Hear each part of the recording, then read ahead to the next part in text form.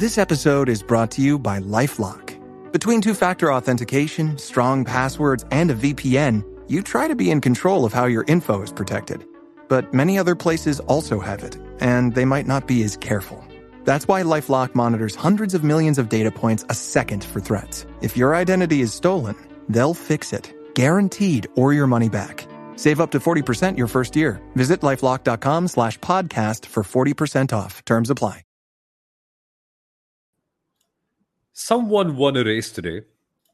A really good driver won a race today at some racetrack with some thousands of fans cheering on. But we're here on the Inside Line F1 podcast on the Italian GP review talking about the McLarens, about Oscar, about Lando, about the swap around, about Max Verstappen winning, but questioning whether the Italian GP was a race at all. Was it, Kunal? Oh, yeah, it was a fantastic race. Hundreds and thousands of the Tifosi there. Probably disappointed at how slow the Ferrari was, because that's not the point, though, right? That's not the point at all. Yeah, I think. Tell me the last time you enjoyed Max Verstappen actually dominating a race, Somal. Ooh, Suzuka doesn't count, doesn't it? Because he didn't technically dominate that one. 20 seconds ahead of McLaren's. That was amazing. That is amazing. Actually, you know what? Let's just.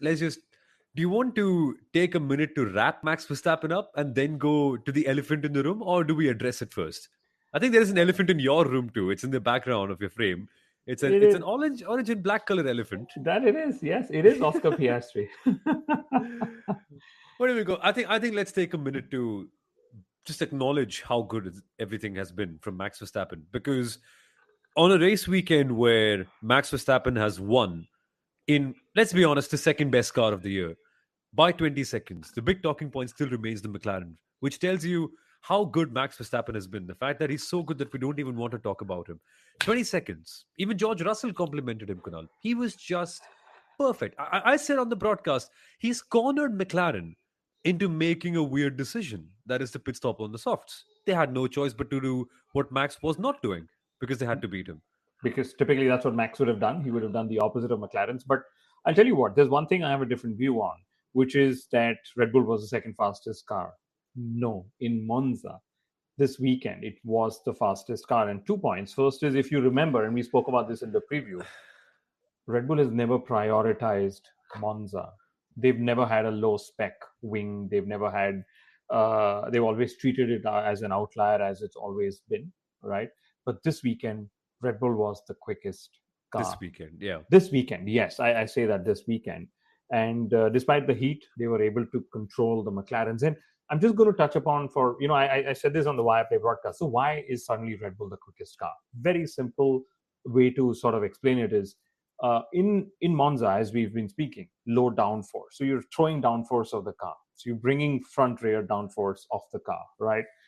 But you still need aero efficiency with lower downforce. And that Red Bull was actually the most efficient car through the downforce. And McLaren, of course, made different setup choices. Red Bull went for higher straight line speed. McLaren took some more wing to be faster in the corners, and different cars, like we've been saying, extract lap time differently.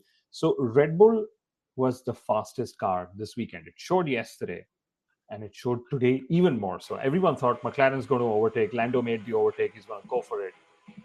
But no, he didn't. No, not at all. And Max was amazing. That qualifying lap, he was dancing around. Just seeing the way he was rotating the car so perfectly. That Red Bull was not as good at rotation. It used to be too erratic at times. But then seeing him trundle along, especially turn one, to seeing how balanced he was, that eventually put him in the right position where he was able to break away from the train. And then his driving was genius. Yes, he was under pressure. Yes, he had to let Lando go at the start, but he made sure it was just easy meat to pass him.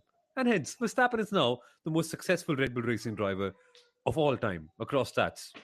Poles, wins, fastest laps. Every metric you could find. That's what F1 Stats Gurus put out.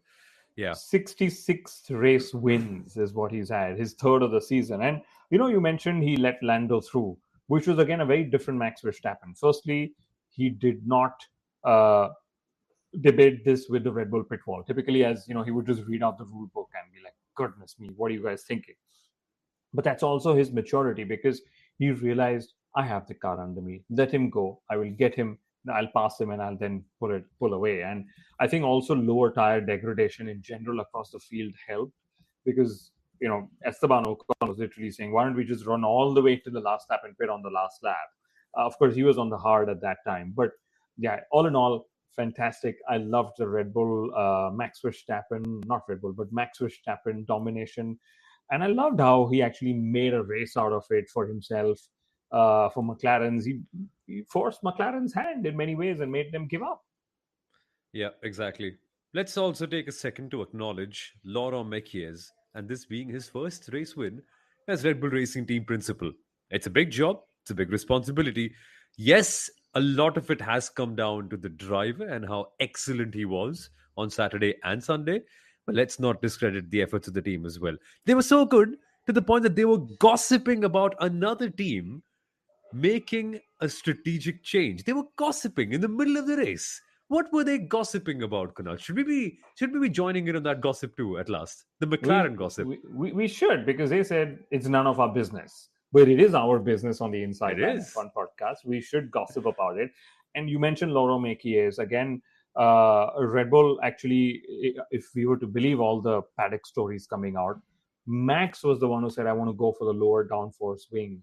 That's why after the pole position, he said, relax, Pierre, because Pierre Vache, who is their chief technical officer, probably didn't want to go down that road. So that's what he was trying to say at that time. My daughter's here because she's really excited about the Max Verstappen Oh, win there she as is. well. Even though she knows that we are live, she's like, I have to celebrate this win as it comes. But we need to spend the next 14 minutes, since we've given a timeline of 20 minutes on this episode, discussing what the hell just McLaren did. Samuel, how did you see it? In my opinion, what McLaren did was what they have been saying they would do. They wanted to make things fair, which means they want to negate the. Oh, look, Antara's actually taking the McLaren show car. She wants the McLaren at the back. She does, and that's What a the moment. McLaren Lego from our dear friends at Fan Code, Samuel, where you and I were on the Hindi broadcast as well. So she's just showing it off. It's Lando Norris, the guy who was actually done wrong with today. I know you were going for your answer. Why don't we just hear you? Now, I want to know why Antara wants the McLaren because it clearly wasn't the winning car, which means she likes papaya. Very clear. She and her mother love the papaya as a fruit, but yeah. Okay, go for it. Yeah, but so McLaren said that they want to negate the external effects that could happen in a race. That's what McLaren want to do. They want to ensure that they have maximum points A and maximum harmony B in the team. Today, they valued their promise a lot more than what happened on track. Their promise to Lando was you won't be undercut by Oscar. Eventually, they made a slow pit stop and they did what we in Hindi call bharpai. They made up for it by making sure that Oscar was advised to give Lando the position back. Now, is it Oscar's fault that they made a slow pit stop? No. Is he the one suffering as a result? Yes. But in the grand scheme of things, the way I see it, would McLaren do the exact same thing for Oscar if something like that would have happened to him? Yes, I do think so as well. Which makes me feel it might be on the borderline of what we Formula One fans like in terms of races being controlled, but I think it's fair. I think it's absolutely fair. McLaren committed to something and they just did what they had to, just like Hungary last year. Well, would it have been fair if it was a 15-second stop and they would have told Lando, you need to, or sorry, they would have told Oscar, wait, you still need to get Lando ahead. So let's put things into perspective. Yeah, I Them, think them, context matters a lot, doesn't it, Kunal? Like it does. So circumstances. let's add that context. Them protecting the undercut for Leclerc, for Oscar, for Lando, that's absolutely fine. All teams do that. But to what level would they have protected it? Is my question, right? Would they have protected it all the way till they knew that they wouldn't be risking another podium position loss to Leclerc? Maybe that's the level they were willing to go at. Because what if it was a 15-second stop? What does the flow chart say? 5-second stop, no pressure from Leclerc. 8-second stop, no pressure from Leclerc. 12-second stop, no pressure from Leclerc. What do I mean by that? Is if it was still a 12-second stop for Lando, would they have still said, Oscar, you need to give that position back? And then imagine Oscar would have been 3/4 of the lap ahead. driving slowly just to let Lando through, right? And my problem with this is, we're trying to control, McLaren's trying to control fate, right? What's next? I mean, just because Lando had a DNF in some food, is McLaren going to engineer a DNF for Oscar? I'm not saying they will, but I'm trying to say, where do they draw the line? If for some reason Lando puts it in the wall, will they tell Oscar, it's only fair you also put it in the wall? It's okay, choose another part of the wall. There is 5 kilometers of the circuit elsewhere. So my point is, this is, yes, you need to be fair, but when circumstances are fair, it's just bad luck that, he had a slow stop. That's racing, like Max was laughing on the radio. Let's also get your opinions in. Feyanshu, Prateek, Sarika. I know the three of you are here. I know lots of you have also joined otherwise, but are not commenting. So here's your chance to share your opinion, because everybody has an opinion on this. Like, in spite of, even if you say I don't have an opinion, you do have an opinion about it, which is what I'm doing. My opinion is I don't have an opinion about it because I don't think it was necessarily wrong on the day. Well, about the precedent it sets, that you're right about, Kunal, because you're right. Where do you then draw the line? About a slow pit stop eventually making things weird for McLaren.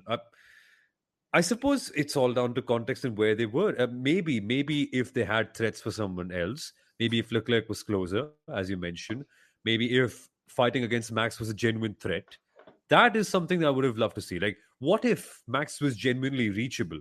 And what if then it just so happened that Piastri was ahead of Lando? Would they have even then lost time in trying to switch around the places? Just be like, hey, let's go and get a win because that's the most important thing. And that's what kind of stings to me. Like, what's up here with McLaren? Where do they draw the line in that case? Where do they draw the line? And I'm going to put up some reactions. Fianshu saying the World Drivers' Championship fight is too cute. Oscar letting him go. Norris caring about Oscar getting undercut. That's true. Chinonso saying that was funny. It was wrong. McLaren are trying to play God. Oh my God. I suppose they can if their car is as fast as God right now, isn't it? Like, they can if they've got today it over 200. But if they've got so many points in their back, if they've got such a big leeway, I suppose losing out on one result doesn't. And this is also something, right? Another observation, like around before they made their pit stops, around the time where the window for the hards was open and McLaren chose to go for the softs. Theoretically, if it was a very unfair team, if it was, say, Ferrari from the mid 2000s, they could have sacrificed one driver to hold Max up so that the other could have gone and taken a race win. They could have. In a less fair team, they could have, which in my head spins a second narrative, is that McLaren have sort of let go of a race win just so that they can protect that harmony between the teams. And then that harmony has unraveled because they made a mistake in the pit stops. Only thing is, I don't believe they didn't have the pace to win today. Period. The way Max overtook Lando and then pulled that gap and then stuck to that gap, that was it. That was race over. Yeah. They didn't have anything on strategy. And, I always say this, strategy wins when you actually have a quick car. When you have a quick car which is unable, or, on par. I don't think any car was par to do that, right? And McLaren are very lucky that they don't have competition in both championships. In the Drivers' Championship, it's just the two drivers. In the Constructors' Championship, well, both their drivers actually have more points than Ferrari in second place. So they're able to play God, like Chinonso said, right? but I'm going to put it the other way. What do other drivers feel going in racing for McLaren? Would a Max Verstappen, if he ever speaks to McLaren, his first point would be, I'm number one. I'm the one who's delivering championships to you. And you know what? That does come handy when you actually have a rival car competing with you, when the driver actually makes the difference. At the moment, it's just all too very easy for the McLaren drivers. And I'm sorry, I don't mean to take anything away on how difficult it is to put the car on pole or in the top three every single race and then go ahead and win and so on. What I mean is there is no external competition. If this was 2021, that's the engineers doing their lovely work. That's not the drivers. Yeah, it's the engineers doing the work. Yes, and if this was 2021, what would McLaren have done? If this was exactly. If this was 20, well, actually, you know what? This is very interesting. Let's get some reactions and let's compare this to previous seasons to see how other teams have settled championships like this. And the one thing that comes to mind is Mercedes from 2014 till 2016. In that case, Kunal, they also had an extraordinary lead over all the other teams in 2014. In that case, they could have also won every race just by chilling. But over there, they let their drivers fight, and there was no sort of manipulation to make sure that there's a good environment. How do you see this? I think on the day it's right, but it's opened up a big gray area, right? Like, what happens the next time? Like, And how grave can a substandard race be, where, like I said, if I'm worried now. I mean, I'm saying this sarcastically if it comes across, but is there an Oscar Piastri DNF incoming? Because we've got to be fair to both the drivers. Right. Chinonso is saying, I don't need to apologize. Thank you. Because I get trolled all the time. Not that I care. Chinonso is also saying it's the worst title fight between drivers. And I'll tell you I where agree. okay, I'll put it this way. I'm not rating good, bad, worst thing. But both drivers are so compliant, right? Which is now where my mind goes back to Oscar Piastri in Silverstone. What did he ask for? Right? He said, if you guys believe that the race control was too harsh on my penalty during the restart, right, we should swap positions and let's fight again. McLaren should have paid heed to that. Again, it wasn't his mistake. If you technically go back to it, it Mm. was suddenly a new ruling or a new way of looking by the race stewards. My point is, how much can you control all of this? And this is Boy. not a Hungary situation last year, Somil, Do, because do, Hungary, do, both cars were 100% fit to finish the race in the way they did. Here, Lando just had a slow stop. That's racing. You've got to accept it as a team, as a driver. but And the promise, like how much they value the promise that they've made to their drivers, what the problem? word. But to what extent, Somil? It's like if your parents say, Somil, I'm going to get you a Mercedes Benz car when you're 25, right? But circumstances are such that they can't. Do you still keep up to the word? I But mean, who says they can't? Because McLaren could, and they did. McLaren could and they did, but my point is But the floor chart. The floor I've got chart. to bring in another argument to this. Go for it. Aren't the drivers employees of a racing team? And Yes, they employees are are. meant to be doing what the team tells them to do. They could choose not to. They could choose not to, and hence they could choose to leave the team. Excuse me. Or if they really feel bad about it, they could leave. And then it sets up another problem for the next set of people to join in to see if they want to follow the same precedents. But aren't they employees? We're supposed to follow what the team's orders are. I mean, they're not technically employees, they're contractors. They're bound by certain, of course, that's an extension of an employee as well. But Yeah. uh, Max Verstappen, would he have listened? Lewis Hamilton, Fernando Yeah. Alonso, would they have listened? Right? So, I mean, what I know I'm being very aggressive about it, and I know that also came out from a lot of comments on Viaplay, but I'm just trying to say this is not how I would love to go racing in Formula One. Yes, be fair. Yes, protect the undercut. But if your pit stop is wrong, it's slow. That's just fate. Just what it is. Yeah. I'm serious. What's next? Sanford DNF for Lando Norris. Why didn't they just ask Oscar to park his car up, saying, "Oops, sorry, man, we shouldn't have had that oil leak." And Lando Norris said it was fine. Oscar Piastri said it was fine. Andrea Stella went on this long PR answer why it was fine. Of course, they're going to tell you that. I wait for Oscar Piastri's biography or whatever comes to actually tell us what he felt like. I suppose this is also a situation where you've got to be smart as a driver and play the political game. Because if you Yeah, frame it as something you've done for the team has to do something back for you. You've yeah, got to keep the door open. publicly, absolutely. I mean, I hope in the debrief, Mark Webber. I mean, I'll tell you who Oscar Piastri should take to the debrief. Jos Verstappen. That's when Yes. Jos Verstappen would have blown his lid before Max could have. Okay, so taking Mark Webber is probably good. That's what he would do. Okay, but anyway, we should move on. 20 minutes in, 3 minutes to Should we end the move on though? episode. I'm Yeah, I'm I'm in the space where I still see everything else is, to be honest with you, a little irrelevant. Like it's just very clear. Carlos Sainz questioning why he wasn't on that longer strategy that Alex Albon was put on. Sure, but it doesn't matter as much. Kimi Antonelli getting points. Sure, but it doesn't matter as much.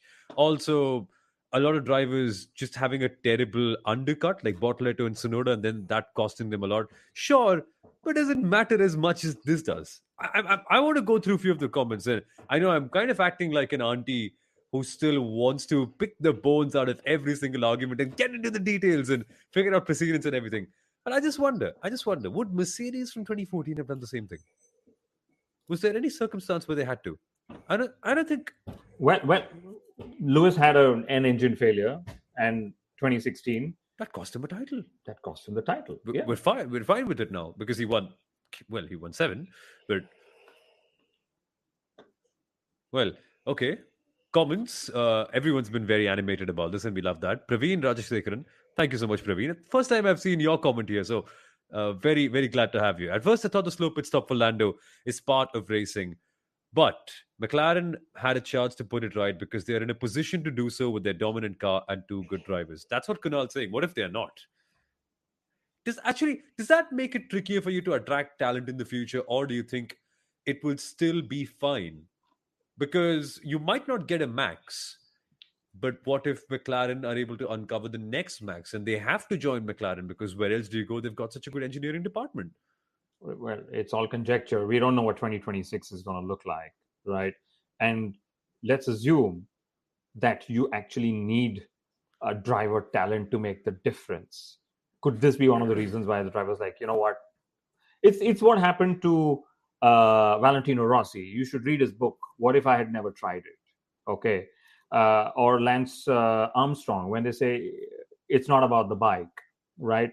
Uh, it's all down to yes, there is engineering brilliance, but when others are as brilliant as you and the driver makes a difference as we are seeing Max make that difference is when McLaren shouldn't be wanting to miss out on hiring a Max because team comes first. Yes, it's the team, but Well, such if you don't case, like it, don't join that team, I suppose.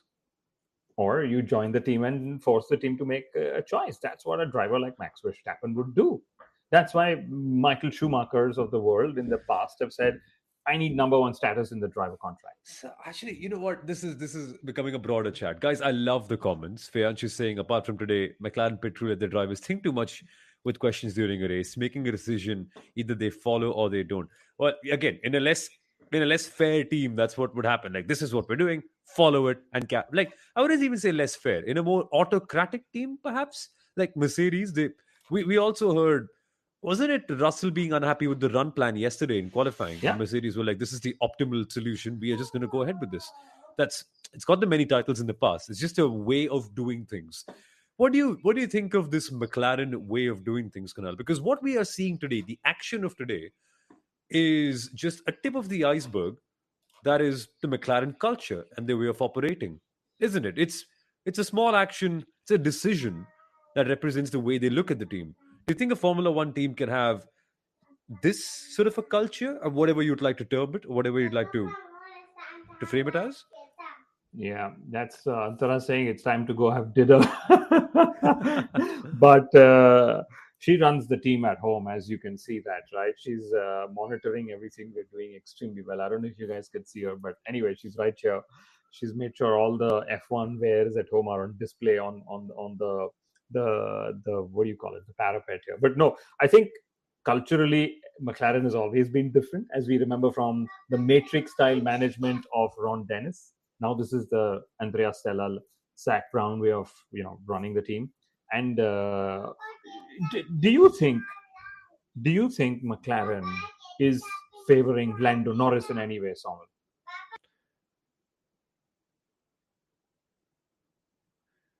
I love that we're having a negotiation in the middle of the episode. Yeah. I think it's all right, Kunal. I think people can hear it. It's all chill. Yeah, she's saying it's time for dinner. Anyway, we can take this up when we. With my question, do you think McLaren is favoring Lando Norris? No. They gave him a tow. They told Oscar to give him a tow yesterday to help him get to Q3. Well, that might be a bit of an isolated one. I don't know if Oscar's not put himself in a situation where he needs to be favored, if you know what I mean.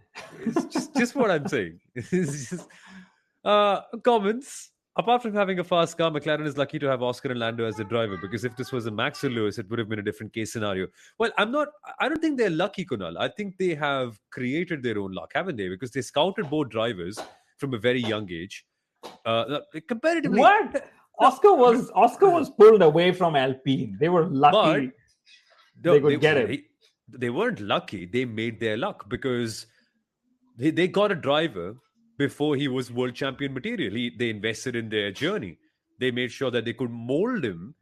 Not from a young age. What I mean is, yes, they gave him his break in F1, but Alpine put all the money to, not all, but yeah. An earlier stage of their career, not like a ready-made world champion like a Lewis or a Max. Like if you have a driver that you get at the start of their journey, you can mold them into being a driver that mentally, at least, if not skill-wise, can behave a way you want them to behave, which correct. I think is what they have done. So I don't think they're lucky. They created this. I don't think they're lucky at all. In Formula One, yes, they gave Oscar the break. Yes, they gave him the machinery to help him win what could be his first world championship. No doubt about that. Okay. As with Norris, they've persevered. They've helped him. And maybe that's why they feel that the championship should first come to Norris before it goes to Oscar. Do you think they feel that way? I mean, I'll tell you what. They came up, they're trying to be fair with both drivers, which is fine. But today was just crossing that limit. When I see, that's my confusion is, to what level will they be willing to take substandard pit work or substandard? I mean, to what level do you control racing results? Today they control the racing result. We look at Flavio Briatore for crashing, for having crash gate and fixing a race. This is fixing a podium result. Public eye view saying, can you let him go? Imagine if this was for the lead of the race, they would have still done it. That's a good one. I'm not sure I'm not sure my opinion on that would have been the same though. Now you're just making excuse for McLaren. Red Bull got Max at a young age, but he's different. Well, the entourage matters too. Yes. But now we've got to end because there's a hungry daughter here who wants to hear all about this because she's heard about it from me just when we came. So we will have another episode. We will have several shorts and reels coming up in the week ahead. I have to bail. You have to go. You need to tell us what Antara feels about it, though. We need to know how she's processing all of this because she's going to be like a first-generation Formula One fan, like young. How does she perceive something like this? In her moral compass, is this right? Is this not? I'd love to have that chat. But for now, thank you for watching, folks. Time to take a time out. Let us know what your opinions are. I love the comments. Feyanchu, Chinonzo, everybody. Thank you. Uttara says, yes, too many cues for the McLaren driver, Exhibit A, Sochi 21. Love all of these, but subscribe to the Inside Line F1 podcast. We'll let Kunal go for now, and we'll catch you shortly. Subscribe to the channel. Lots of short content coming up as well. Take care. Mamá, papá, mi cuerpo crece a un ritmo alarmante y la ropa que me compren ahora me quedará muy pequeña muy pronto. Pero su billetera no tiene que sufrir por la moda con los precios bajos de la vuelta a clases de Amazon. Amazon, gasta menos, sonríe más.